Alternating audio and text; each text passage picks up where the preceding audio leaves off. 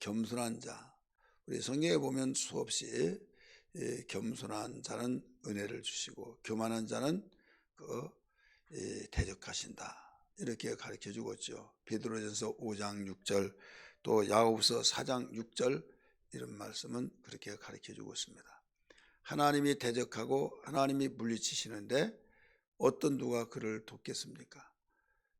사람이 물리치고 대적하면 하나님이 너희가 내가 사랑한 자를 너희 마음대로 할 수 있겠더냐 하면서 하나님이 끄집어내면 누구도 그를 건들 수가 없죠.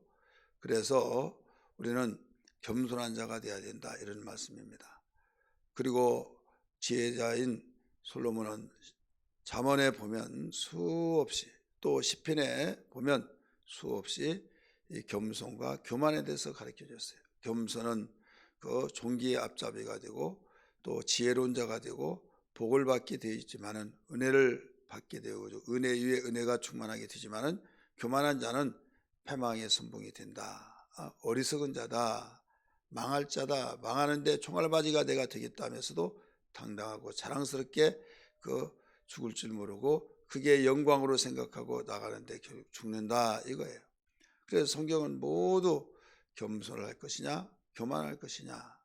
겸손은 결국은 이 땅에서 하나님의 사랑을 받고 하나님의 보호를 받고 어려운 가운데서도 항상 기쁨과 평안을 잃어버리지 않고 하나님 주시는 평강과 기쁨을 가지고 살며 어려움을 뚫어가고 풀어가고 열어가며 하나님이 지혜 있다함을 얻게 되어져서 결국은 천국에 가서 또 하나님께 영광 찬송을 돌린다는 걸 믿기 바랍니다. 그런데 교만한 자는 성공한 것 같으나 망하는 자가 되고, 또 어떤 세상에서 정말 지지를 받고 영광을 다 얻어서나 모든 것을 다 걸머진 것 같으나 졸지에 하나님이 불어버렸을 때 역전되어서 참 초라하게 끝이 난다는 것을 성경은 모두 일러주고 있습니다.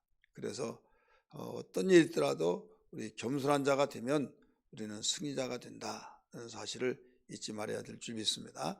오늘 본문 말씀은 일명 포도원의 비유라고 볼 수가 있어요. 그 포도원의 비유. 예수님이 앞에 11장의 사건 속에서 대제사장 서기관들이 예수를 얼마나 모독하고 또 죽이려고 함정을 파놓고 질문도 하고 네가 무슨 권세로 이런 일을 하느냐, 어디에서 네가 나와서 이런 말을 하느냐, 이런 이야기를 어제 아침에 말씀드렸죠. 오늘 또 이어서 하신 말씀입니다. 예수께서 성경에 예수께서 비유로 그들에게 말씀하시되, 이 비유는 그들이라고 한 것은 지금 앞에 27절 또 18절에 있는 11장 18절 27절에 있는 대제사장 또 서기관들, 이런 사람들을 말하고 있어요. 예수께서 비유로 그들에게 말씀하시되, 한 사람이 포도원을 만들어 산 울타리로 두르고 즙자는 틀을 만들고 망대를 지어서 농부들에게 새로 주고 타국에 갔더니, 이렇게 나오죠. 여기는 한 사람은 하나님을 가리키고 있습니다. 하나님께서 당신의 사자를 이 땅에 보내서 이스라엘을 만들어서 여기서 한 포도원은 이스라엘을 말하고 있어요. 그 다음에 산 울타리를 두르고 집자는 틀을 만들고 망대를 지어서 농부에게 새로 줬다. 이것은 이스라엘 나라를 재건해 주셨죠. 재건을 해 주셔서 거기에 갖출 것을, 농부들에게 갖출 것을 다 갖춰줬다. 포도원지기를 하는 그 농부들에게 포도가 익을 때 열매로만 다 먹지 못하고 이제는 가공을 해야 하는데, 포도를 집자는 틀을 만들고 또 망대를 지어서 지키게 하고 또 농부들에게 세를 주고 타국에 갔다. 하나님께서 바로 이 땅에 당신의 이 사자를 통해서 이 세상에 이스라엘 만드시고 또 관리해 주시고 지키시고 이렇게 하셨죠. 그 다음에 2절 말씀 보면 그 때가 이름에 농부에게 포도원 소출 얼마를 받으려고 한 종을 보내고, 지금 타국에 갔어요. 하나님 나라 가셨어요. 이 땅에 하나님의 나라 거기에서 이제 때가 되니까 소출이 이제 다 되니까 어느 날 때 자기 한 종을 보내서 이제 그 세를 받으러 보냈다 이거죠. 이게 지금 비유입니다. 여기서 소출 얼마를 받으려고 한 종을 보냈더니, 여기는 한 종은 선지자죠. 하나님께 영광을 돌리라, 이런 내용들이죠. 주 하나님을 섬기고 이런 온 마음을 다하여 마음과 성품과 뜻을 다하여 주 하나님을 섬겨라. 또 네 이웃을 네 몸까지 사랑하라. 율법의 전체 핵심이 그거죠. 그래서 이렇게 가르쳐 줘서 이제 말을 했더니 그 말을 듣고 잡아 죽이더라 이거죠. 잡아 죽이고, 그래서 또 보냈어요. 또 죽이고 또 보내고 또 죽이고 또 능욕하고, 더러는 죽이고 더러는 때리고, 이런 일을 하더라 이거죠. 그래서 수많은 당신의 선지자들이 이렇게 죽어갔죠. 그러면서 자기들이 요구한 대로 말을 이 농부는 고맙고 감사해서 세를 당연히 줘야 함에도 불구하고 욕심이 생겨가지고 거기에서 주지 않고 결국은 잡아 죽이고 때리고 능욕하고, 바로 주인, 우리가 주인인데 누가 주인이냐 하면서 종을 보내니까 어떻게 알랴 하고 그렇게 됐다 이거죠. 이제는 종을 보낸 주인이 어떻게 생각하겠어요? 분이 나지만 마지막 내가 한 사람을 보내겠다, 내 사랑하는 아들을 보내겠다, 그리하면 내 아들을 대우하고 더 이상 죽이지 못할 것이다 라고 해서 결국 아들을 보내죠.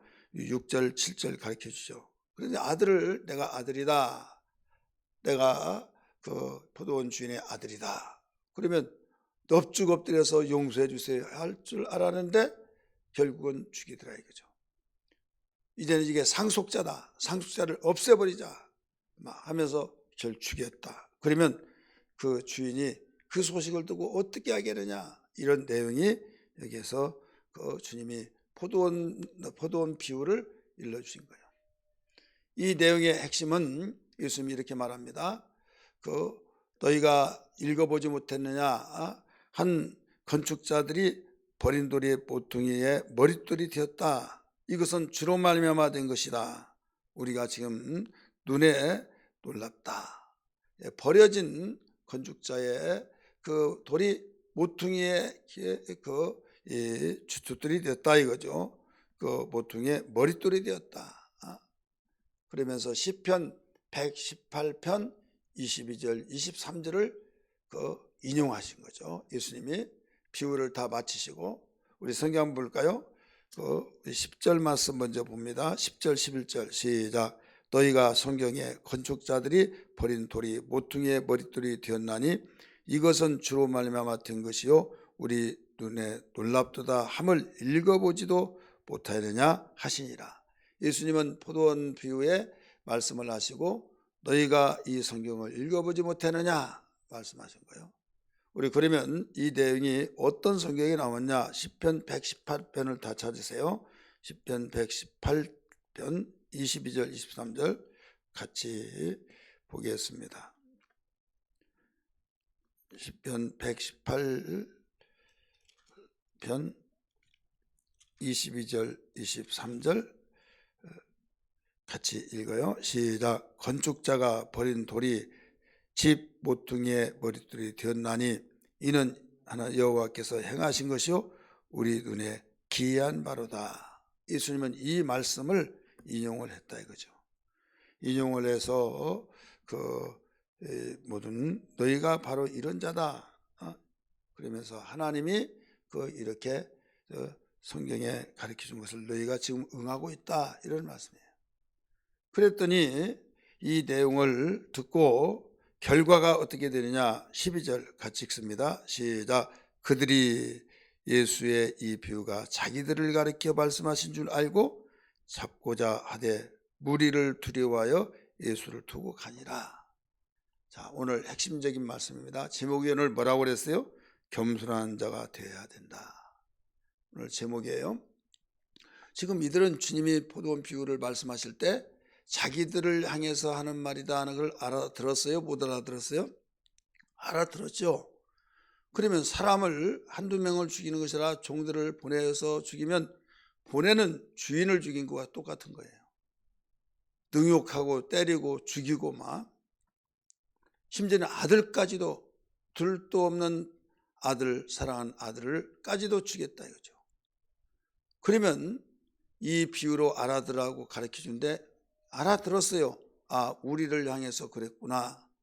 지금 우리에게 말씀하시는구나.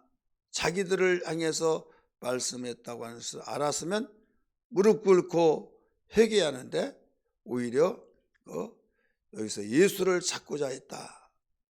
반응이 예수를 찾고자 했다. 그런데 잡아서 당장 마음 같아서는 죽이고 싶지만은 사람들을 두려워하여서 예수를 두고 가니라 이렇게 말하죠. 자, 겸손한 자요, 교만한 자요? 교만한 자죠. 자, 하나님 말씀은 왜 우리에게 들으라고 합니까? 들으라, 귀 있는 자는 들을지어다. 여러분 씨 뿌리는 비유에서도 계속 가르치고 있죠. 성령이 교회들에게 하신 말씀을 귀 있는 자는 들을지어다 말씀하고 있죠. 왜 들으라고 합니까? 깨달고. 왜 깨달은 것을 좋아하십니까? 깨달으면 마음속에 의지와 결단이 세워져서 잘못한 것은 뉘우치고 잘한 것은 바로 다른 사람에게 잘했다고 해서 다 인정하고 다 손뼉 쳐준 것이 아니라 꼭 반대편에 있는 사람들은 오히려 비난하고 시기질투하고 그런다 이거죠. 근데 하나님이 인정하실 때 잘했다고 하면 용기를 얻고 격려가 되고 힘이 솟아나죠. 그래서 오직 정말 하나님 말씀에 귀를 기울이고 겸손한 마음으로 내가 살지 못했으면 그렇게 살지 못했습니다. 용서해 주시고 하면서 회개하고 또 살았으면 감사합니다. 더 잘 섬기게 하여 주옵소서. 이렇게 해야 할 것이 우리가 듣고 깨닫는 이유잖아요. 그럼에도 불구하고 분명히 자기들을 위해서 들으라고 말씀을 했다. 거기까지 깨달았잖아요. 거기까지 벌써 알아들었잖아요. 그런데 예수를 죽이려고 했다. 그렇게 나오잖아요. 말씀을 자기들을 가리켜 말씀하신 줄 알고 12절에 잡고자 하되, 예수를 잡아 죽이고자 하되, 전에도 죽이려고 했잖아요. 그런데 무리를 두려워하여 예수를 두고 가니라. 이 무리가 어떤 사람들이에요? 앞에 부분에서도 11장에 있는 부분에서도 아신 바와 같이 사람들이 그 말을 듣고 은혜 받고 막 똘똘 뭉쳐서 옹호하고 있으니까, 예수를 변호하고 있으니까, 최고라고 하니까 만약에 예수를 죽이면 자기들은 몰매 맞아 부수고 인심이 박하다, 그런 생각을 두고 예수를 두고 가니라. 자, 얼마나 교만합니까? 얼마나 사악합니까? 오늘날 우리는 적용시켜서 비춰본다고 한다면 하나님 말씀을 듣고 우리가 깨닫습니다. 설교를 할 때 그 말씀을 듣고 깨닫고 나 들으라고 했다고, 나 들으라고 했다고. 그러면 나 들으라고 했으면 깨닫고 잘못했으면 회개하고 돌이켜서 겸손해야 되는데 나 들으라고 했다고 하면서 삐져가지고 일명 삐졌고 영적으로면 바로 시험 들고 그래서 교회를 안 나와버린다 이거죠. 그러면서 내가 교회 갔더니 목사님은 나 들으라고 했다고 하면서 그 뒤로부터 나 기분 나빠서 안 나간다. 자, 그때 이 시대의 말씀과 지금 우리들의 상태하고 다를 바가 뭐가 있느냐 이거죠. 어떤 분은 이렇게 말합니다. 나들라고 했다고 하니까 다른 그러면 교인들을 들으라고 설교하지 지나가는 강아지들하고 말하냐, 그렇게 이야기를 하는 사람이 있어요. 여러분, 교회에 이 설교라는 것은 교회에 찾아 나온 성도들을 들으라고 설교한 거지 누구 들으라고 합니까? 지나가는 사람들 들으라고 하겠습니까? 아니면 천복산천들아 들으라면서 나무들에게 들으라고 합니까? 아니잖아요. 바로 들으라고 한 것은 나 들으라고 한 거죠. 그런데 그 말씀이 자기들이 나에게 하라고 나한테 들으라고 말했다. 그럼 누구를 들으냐 이거죠. 예수님이 지금 그들이 듣지 못하니까 더 잘 깨달으라고 잘 들으라고 비유로 말씀하셨다 이거죠. 그러면 자기들을 가리켜 말했다. 거기까지 깨달았잖아요. 깨달았으면 이제 순종하는 것만 하면 되잖아요. 잘못되고 찔림이 되면 회개하고, 그런데 오히려 예수를 죽이려고 하고 사람들이 두려워서 예수를 두고 가니라. 이것은 하나님을 의식하는 것보다 사람들을 더 의식하고 있다 이거죠. 이게 바로 오늘날 우리들의 신앙의 병태다 하는 것을 알아야만 됩니다. 우리 교회는, 우리 신앙은 하나님 의식하고 사는 거죠. 근데 하나님 의식하는 것보다 사람을 더 의식하며 살아가는 것은, 이것은 뭐가 잘못되고 우리 예배의 본질과 신앙의 본질이 지금 잘못되어 가고 있다 이거죠.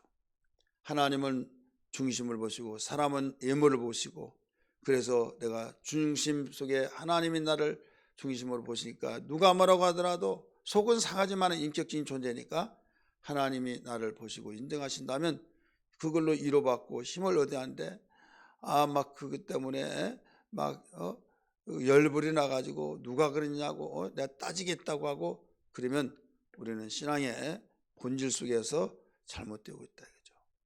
인정해주면 잘한 거 인정해주면 얼마나 좋겠습니까? 그런데 인정해주지 않고 입방아를 찍고 그렇다고 한다면 거기에 속상하죠. 그러나 주여 하면서 하나님 아시죠? 그러면서 하나님께 위로를 받고 욕을 얻어먹는 자는 복이 더 있다고 그러는데 복 주심을 감사합니다 하면서 살아가는 사람은 그가 하나님의 신앙에 대한 본질이 항상 있기 때문에 새 힘을 얻고 위로를 받고 우리가 계속 끝까지 신앙생활을 지켜나갈 수 있습니다. 그러므로 오늘 우리는 이 시간에 무엇보다도 간절히 기도할 때 주님 어떤 말씀이든지 들을 때마다 주여 깨달아지게 하시고 순종하게 도와주시고 진리를 들 때는 회개하게 해주시고 또 힘들 때 나에게 모든 말씀을 주실 때는 위로를 받게 하시고 그 말씀 속에서 위로와 소망을 주옵소서 하면서 나가야 될 줄 믿습니다. 이 사람이 겸손한 사람이에요. 이 사람이 거룩을 위해서, 거룩한 신앙을 위해서 항상 자기 신앙을 자기의 영혼을 사랑하는 사람입니다. 이런 신앙 되기를 주의 이름으로 축원합니다.